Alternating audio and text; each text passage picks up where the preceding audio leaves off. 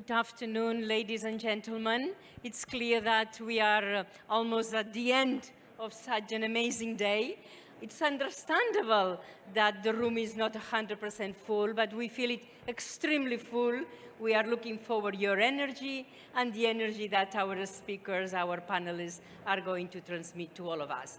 We are going to have a last session dedicated to education and technology. And line connecting the three speakers that we have today with us is their unique experience in enabling the younger generations with the technical skills, humanistic approach, and with the ability of impact society. We know that this is so important for this XPANSE event, how we do impact society. I would like basically to mention to you that when we look at the next generations and their role with technology, we want them, I'm sure you will agree, critical and with balanced perspectives.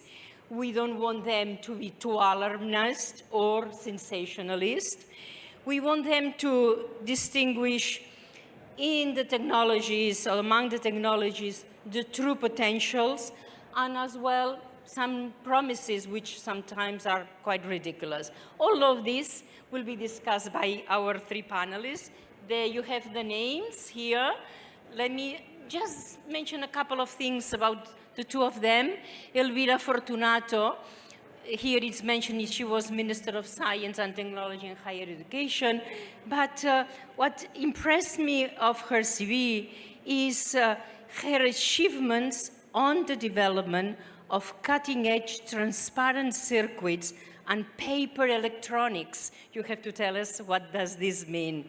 And she is the chief professor at the Material Science Department at the Faculty of Science and Technology of the Nobel University in Lisbon. Welcome here, she's also vice dean.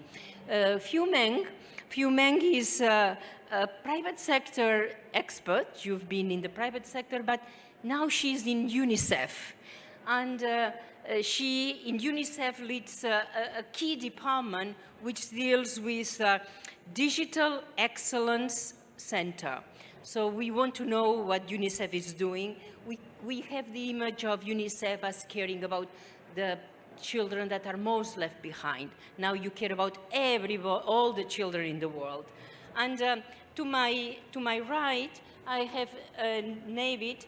Navid is a unique entrepreneur that has been growing an initiative, the Knowledge Society, TKS. We really want to hear what it means because it is an amazing transformational environment for the children and for the teenagers. Your group is being not only growing entrepreneurs, but also bringing experts at a very young age to the biggest, most important international companies. So can I ask you briefly to tell us what is your major contribution to develop educational skills for the young generations? Let us start with you, Elvira. Thank you very much for your kind words. Also, I would like to acknowledge the invitation for me to be here. It is my first time in this beautiful country. And also, I'm amazed about this conference. It's so inspiring that I guess I will return to Portugal with much more ideas and also with much more collaborations among all the persons that I met here. So as I mentioned, besides being for the last 2 years, Minister for Science, Technology and Higher Education, I am a professor at the university. So I have the privilege to teach the next engineers on material science and on nanotechnology. And what we are doing, particularly in my classes, I teach microelectronics. I teach from a technical point of view, exactly in the same way like my colleagues at MIT or Stanford, or even here at another university they teach. So we teach exactly the same. We have the same tools. We are quite proud from the infrastructures that we built in Portugal in this area. So we have clean rooms, we have all the technologies, equipments to build integrated circuits. Since the laws, the physical laws and the science is the same, we are using the fixed law diffusion in silicon and so on. The only thing, and also I guess the thing, and in my opinion is unique in Portugal, and this is related to my university, Nova University, we have reinforced for the last decade what we call the soft skills, even not only in separate disciplines that we add between the semesters, but also in the way how we teach inside our courses, and for example, inside microelectronics. So we promote a lot group working, we promote a lot the experiences inside the laboratory. Within this group work, we start from the big problem and we arrive to the detailed solution. So all the way how we teach, not only from the technical point of view, because we are teaching and we are educating the future generation of engineers, so they need to be good professionals in their field, but also we are educating and in some way we teach the persons, and also we need to give them all the skills to be not only very good professionals, but also very good leaders. Fantastic. And you, Fui-Meng, what is the role of UNESCO in addressing the challenges that younger generations have in the field of technology? Thanks, Cristina. UNICEF, you mean? UNICEF. Well, first of all, I want to thank everyone here that you are still here. I know we are between you and your cocktail or, dinner. So first of all, I thought it is such a coincidence that XPANSE Day 1 is actually also coincide with the World Children's Day. Today is the 35th anniversary of the World Children's Day, where UNICEF actually worked with all the governments of the world to ignite the fact that we need to look at the rights of the children, and we started to push through the Convention of the Rights of the Children through the United Nations. And what does that mean to education? Actually, education in the CRC, the Convention of the Rights for the Children, is actually the basic right. So from the perspective of UNICEF, we are a child's rights organization. We look at the children's benefits and the children's the results that we can deliver for children, not only from education perspective, but from birth, health, protection, and so forth. And it's a little bit intriguing in the education world because we have gone through COVID and we have actually also proactively looked for data of what is the impact of COVID had to do with children of the world. We call them learners. The results tells us that 600 million of learners are not learning effectively. Literacy, they do not have they are not able to read, they are not able to count. And we're talking about 600 million of the global population. So that triggers a very important question for us in this discussion, because we are talking about foundational learning. If there are 600 million of them that cannot learn, how might they be the future tech makers? So that's where UNICEF look at, in a sense of, we look at how to make sure that we beef up the very important foundational learning so that there are more and more of them that can learn, that can read, and get through the funnel to go up to become the future tech makers. I run the Digital Center of Excellence, the Global Digital Center of Excellence in UNICEF, and I'm based in Nairobi. And day in, day out, I see, really pragmatic cases whereby there are a lot of things that we need to do differently.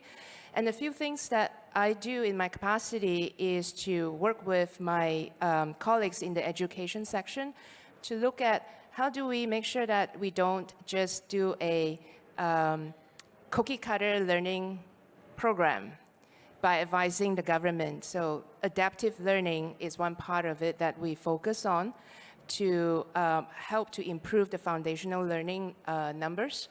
We also proactively look at how to make sure that the school is effective, because learners get to learn from teachers. So if the teachers are not equipped, are not being taught to how to teach in digitally, then the learners in the classroom would not be able to learn. So the last part of it is that we focus a lot about using evidence to actually help with our intervention as well. And there's a lot of it that's about data collection, insights that we can draw from it. So I hope that give you a perspective of how UNICEF see how our role in developing the future tech makers. Thank you. Thank you very much. Navid, tell us about your amazing experience as a key civil society leader on educating the new generations. Sure. So my background is not traditionally an educator. I built a technology company in San Francisco, sold that company when I was 23, 24 years old, and basically thought, you know, what do I want to do for the rest of my life now? And growing up and being in Silicon Valley, seeing self-driving cars, having friends building quantum computing companies, blockchain companies, all this stuff in 2014, is very clear that is where the future was going. But looking at the education systems, there's no high school that was teaching about AI. There was no high school teaching about blockchain. There was no high school teaching about genetic engineering and CRISPR technologies at that time. And so my brother and I decided to build a human accelerator. You know, in San Francisco, there's an accelerator called Y Combinator that's very popular. Techstars, AngelPad, there's a few, but YC is one of the most popular ones, and they're well known for having companies like Dropbox, Airbnb, Reddit go through their accelerator and become very successful, right? billion-dollar companies. And so my brother and I thought, what if we built a human accelerator? Could we develop unicorn people? Could we, at a young age, 13 to 17 years old, if we took people through this system, could we train them with everything they needed to make some level of asymmetric impact in the world? And so in 2016, we started TKS, and now we're a global organization. We have students from over 400 cities around the world in our virtual programs. We have in-person programs in New York, Dubai, Vancouver, Toronto, Calgary. This year, we're going to be launching San Francisco, Seattle, and a few others. And alumni have gone on to start, you know, pretty sizable companies, over $100 million valuations, venture-backed companies. The oldest is 25 years old. The youngest employees at OpenAI, Google, you know, DeepMind, Microsoft, Amazon, Apple, they're all from TKS. And so it's been pretty incredible to see kind of what happens when you take young people, put them through this like human accelerator model, which I can talk about more later, and see these asymmetric outcomes, right? And to me, I guess to wrap up, my main takeaway is how inefficient the existing education systems are. And so if we want to build these like leaders or people to go and make some real impact in the world, I don't think we can just assume that the existing education systems will do that. I think there needs to be either supplemental training, or we need to adjust some of the things that we focus on in the traditional systems to maximize the probability of making that level of impact. So for each of you, what is the most challenging? What you want to do is to excel in the segments in which you work. You introduce the humanistic approach, you enter into new generations of young people, you try to have strategies that go for different segments of children that have different means and possibilities around the world. What is the most challenging? And are you teaching technology, and is there just one type of technology? Do you teach different technologies? Tell us a little bit. We'll start this way now. Yeah, I think the most challenging thing is the existing education system, and I'll tell you why. In the past 8 years building TKS, one of the insights is understanding that we actually don't have an education system. We have a filter system, and it's a time-based filter. So how do you go from grade 9 to grade 10 or grade 10 to grade 11? You wait a year and you don't fail. That's how you progress in the current system. And if you get a 70% on your math test, what happens? You just continue to the next test. There's not a real clear education happening, right? If you're at a 70%, that means there's 30% you don't really understand, but we don't focus on bridging that gap. We just continue to push through. In addition, you have these subjects, math, science, history, whatever. Most of those subjects aren't really applicable in the real world. You know, not to say they're not important, but there are a lot of important things that are just not being taught, whether it's how to have relationships, friendships, mortgages, how taxes work, how different political systems work, is not really clearly educated. And what happens is in this filter system, the emphasis on going to university is so strong. And so one of the biggest challenges that we face is the time investment that young people more and more have to invest into their grades to get into great universities. And as a result, sacrifice real learning that they could be having to develop their personal skills, their soft skills, their hard skills, develop their networks, attend incredible events like this and other events around the world, because they're so focused on going to this one physical location every single day, memorizing information and writing a test with the hopes of, again, going to a good university with the hopes of getting a good job, but ultimately not having So you are skills. very critical with the traditional teaching system and the role of teachers. No, I think teachers are great. Teachers are great. I think it's how the system is designed. So it's actually not one person's fault, which is one of the ironies here, because you can't really change it if no one's accountable for it. But I think understanding that is a time-based filter system, not a education system. I mean, that's my take. And so the primary focus is on the filter. You still get the education, but I think the challenge is the education. How do you maximize the education of individuals throughout the most critical parts of their formative years? And how do you balance that with the need for a grade to go to post-secondary and then eventually go into a career? Fui-Meng, what do you say about the most challenging task that you face when you design global strategies for educating the children of the world? For the record, I do agree with Navid about, the education system needs to be adaptive, needs to be, changing according to what's the environmental changes. So the way we look at technology is not really technology alone. Most recently, we ran a survey to 80,000 young people. And then, to our surprise, actually 41% of them says that they are worried. They're worried about how technology, they're not getting onto, the change of the technology and the world around them. 28% of them actually says that they're worried about they don't have control over the technology. So from our perspective, the human element and the interactions with technology it's an important entry point. And that just goes to show that we know this for a fact, especially in this room, that technology is being created by a few and being used by very many. And in this case, the children, the young people that we are, the future tech makers that we are talking about, they're not really building the technology. They are the consumer. And more of them are talking about how can they co-create the technology? How can they not leave their future to the hands of the few?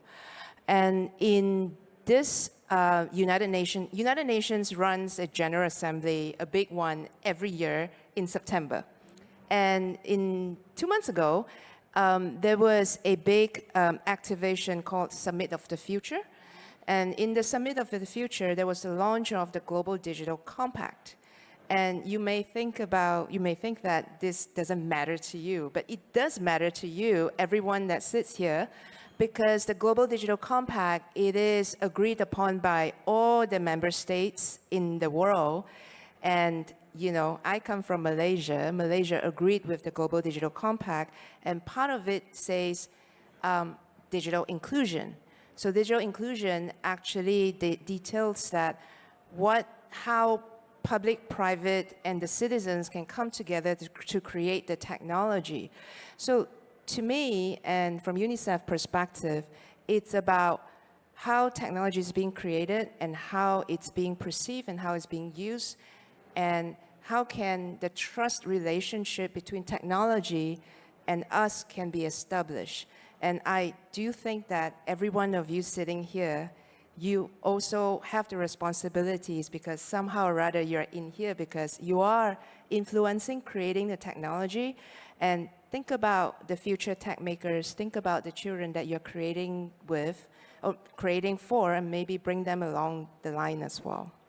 Great reference to the Summit of the Future and the Digital Pact. That was a great, thanks for bringing that. Elvira, we had a little bit of a go in relation to the school system, etc. What about the universities?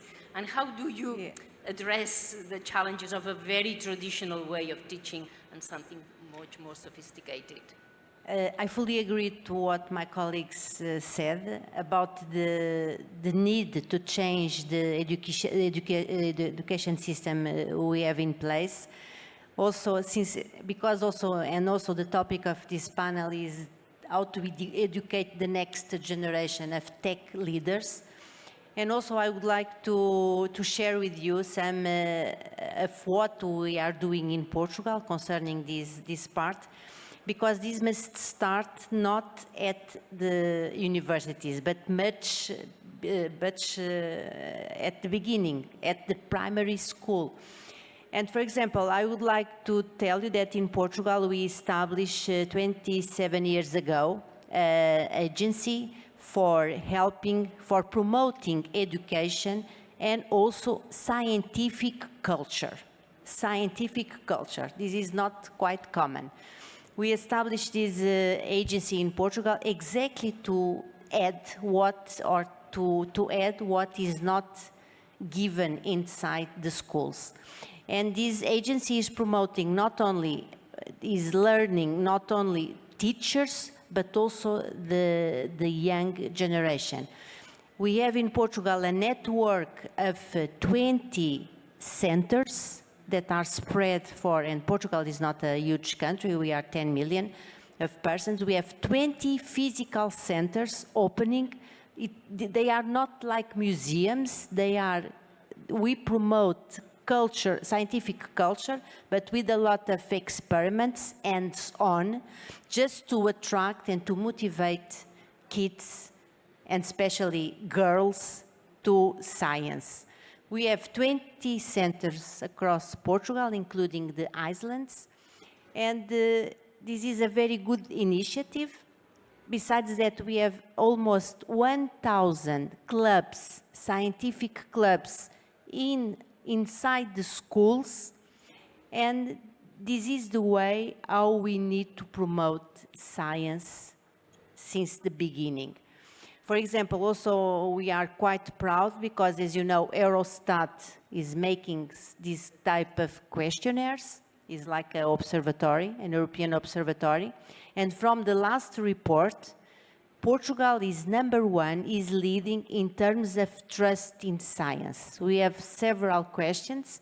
And for example, we in Portugal, we trust a lot. We are in the first position for all the 27 in Europe.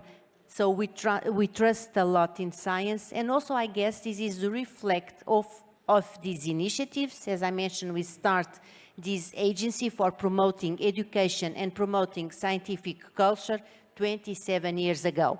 And this takes time. So this is like not even as a policy maker, we start a measure or we implement a new program, and the results, especially in terms of education, are only tangible 1 decade or a minimum 5 years later. So I would like to share these examples. They fit a little bit to what Navid mentioned. I want to add on that, because that culture, that scientific culture is so important. Having a culture of being a technology creator, not just a technology user, is important. And one of the things that, what I love about that is scaling that throughout so everyone has those mindsets. And then one of the things that we've done at TKS is we work with specific companies on their technology or scientific problems. So recently, one of the companies we worked with was Microsoft, and the problems they gave us was around data center cooling and efficiency.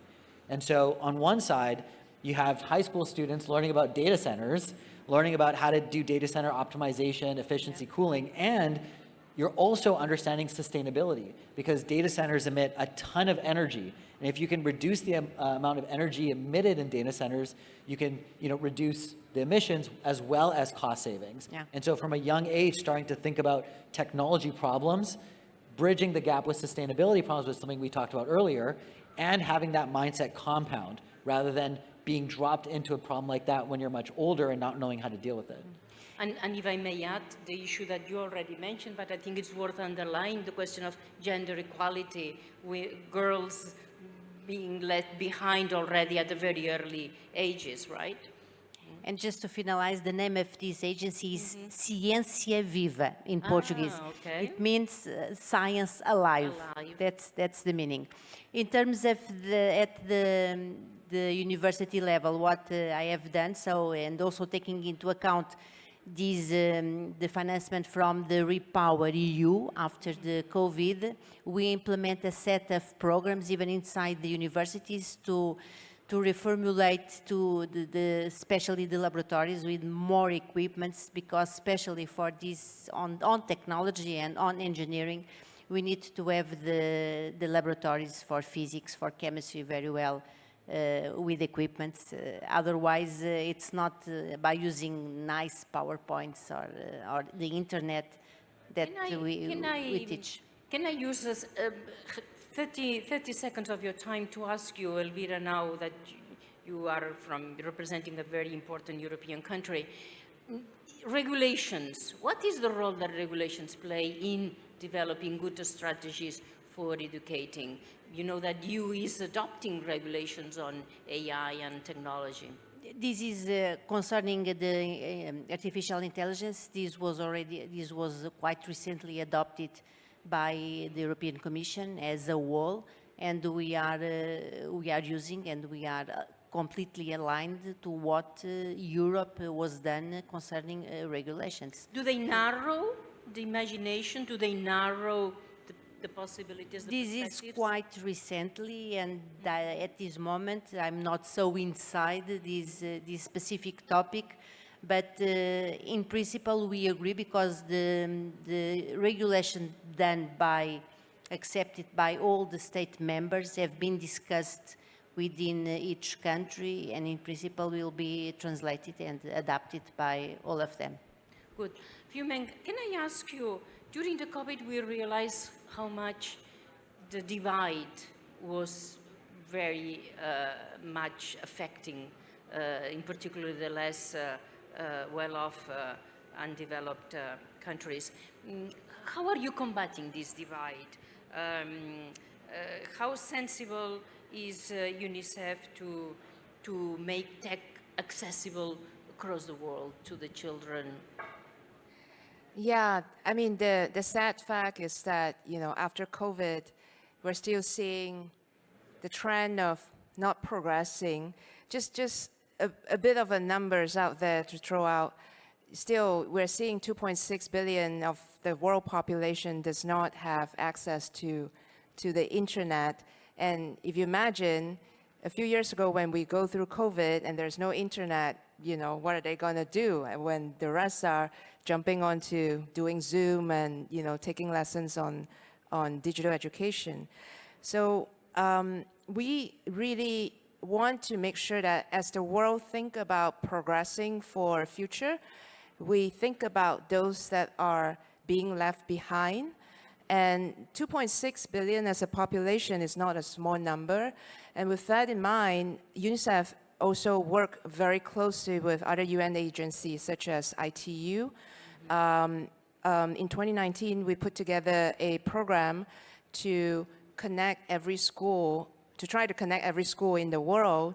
And so far, we have been pretty successful in trying to actually get to 34 countries with 13,000 schools that are provided with digital connectivities. Because we do think that the basic fundamentals, such as power, electricity, such as internet connectivity, if it doesn't get to the places that it should be, such as schools and primary healthcare center, there's no equity there. And working on the most fundamental and most basic is where, our mandate is. Okay. Thank you. And we are finalizing, we are off time. Navid, we speak about accelerating, and in particular you mentioned a human accelerator. But if we look around, the children, the teenagers are all stuck to the screens. Do they need more acceleration? What does this mean, this acceleration? We are already there. Our children don't talk to each other, don't enjoy, don't play, they are stuck to the screens.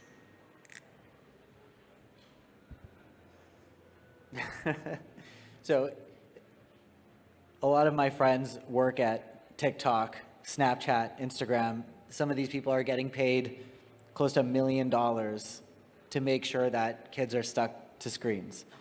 And I think a lot of parents, what to realize is that it's not your fault or your kid's fault that you guys are addicted to phones. Some of the smartest people in the world are getting paid to do that. And so it's just understanding how these systems are built, right? Whether it's the systems behind the applications in your phone, it's the education systems, the government systems. I think once you understand the systems, it's easier to figure out what to do about it. But I think it starts at understanding. Okay, so the most important is to understand the technology and how to use it, not the amount of time that you are without a human interaction. Yeah, I think so. And even when it comes to building tech leaders or whatever, I think it comes to understand, people need to understand problems. What are the root causes of those problems, and what are the tools we have to solve? And I do think it's that simple. Because at what point are young people learning about global problems and the tools to solve them? We're not. And so ultimately, it's very simple. Use first principles thinking to create these people that can go and solve problems by understanding the problems and understanding the tools it takes to solve them. Okay, good. Final word. Will we get good leaders, good tech leaders in the future? Yeah, Elvira, yes? Yes, I believe so. Yeah. Especially also taking also all these new technologies, I'm quite confident. Okay, good. Fui-Meng? Yes, I think so. We solve the problem of, making sure every kid can learn, can count, and that's the big, pipeline that can be the future tech makers. Okay. Yeah, I mean, if any of you guys know young people age 13 to 17, definitely send them to TKS or tell them to check out the website. There's a lot of young kids in the audience. They're all from TKS if you did want to talk to them and learn more about the program and what they're going through. Well, thank you. We reach our end. Time is up. Congratulations for the work you do at the state level, national level, at the global level with the civil society. Thanks for staying until the end of this very interesting conversation. It was a great day today here at XPANSE. Tomorrow will be a second great day. Thank you very much. A big applause to you.